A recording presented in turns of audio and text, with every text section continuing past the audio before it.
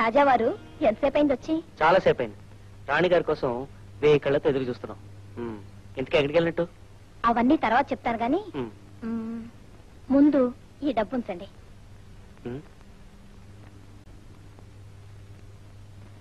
Julie, ఎక్కడిది డబ్బు?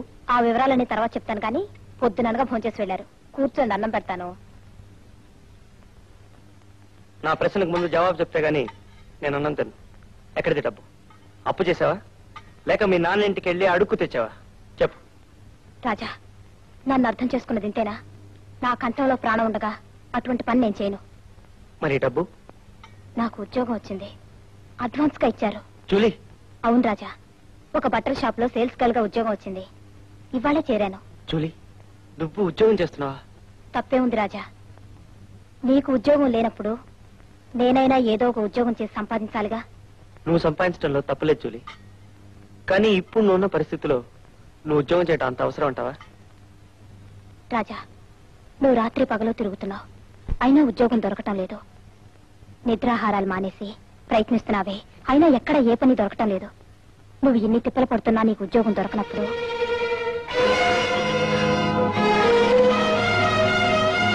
పదే పదే ఉద్యోగం దొరకటం లేదు అని చెప్పనక్కర్లేదు.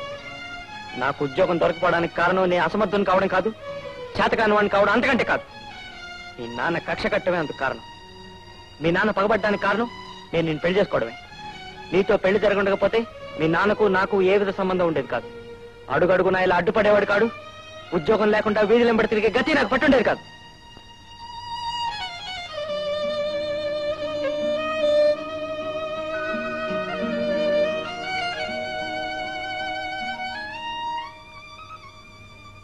రాజా, 4 రకాల కూరలతో నాకు ఇష్టమైన వంటకాలతో భోజనం ఉన్నప్పుడు దాని విలువ నాకు తెలియలేదు. ఈ గుప్పిడి మెతుకుల కోసం ఎంతగా కష్టపడాలో, ఎంత బాధపడాలో ఈనాడు తెలిసింది. అంత కష్టపడి సంపాదించే ఈ అన్నాన్ని నేలపాలు చేయకు.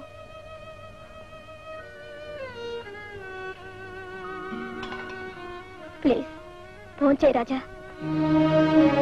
నన్ను కట్టుకోవడం వల్లే నీకు ఇన్ని కష్టాలు వచ్చాయనిపిస్తే నేను వెళ్ళిపోతాను. పోనీ నేను వెళ్ళాకైనా కడుపు నిండా భోంచేయి.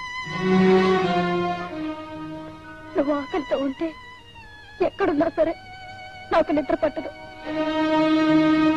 జూలీ. రాజా, నన్ను క్షమించు జూలీ, ఆవేశంలో తొందరపడ్డాను.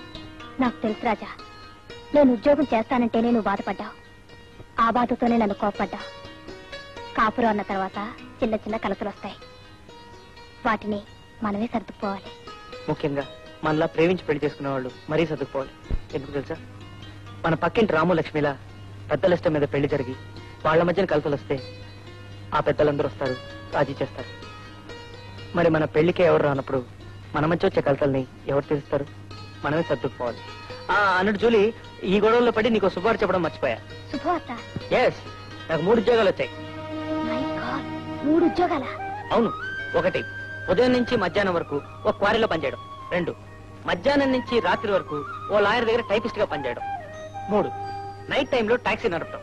మరి నువ్వు ఇంటికి వచ్చేటప్పుడు, భోజనం చేసేటప్పుడు, నిద్రపోయేటప్పుడు? మన బాబు పుట్టాక వాడితో ఆడుకుంటూ ఈ కష్టం అంతా మర్చిపోయి చాలాసేపు ఇంటి దగ్గర గడుపుతాను. అంటే అంతవరకు నా కోసం, నీ కోసం, పుట్టబోయే మన బాబు కోసం ఈ మాత్రం కష్టపడక తప్పదు. కష్టపడటంలో తప్పు లేదు.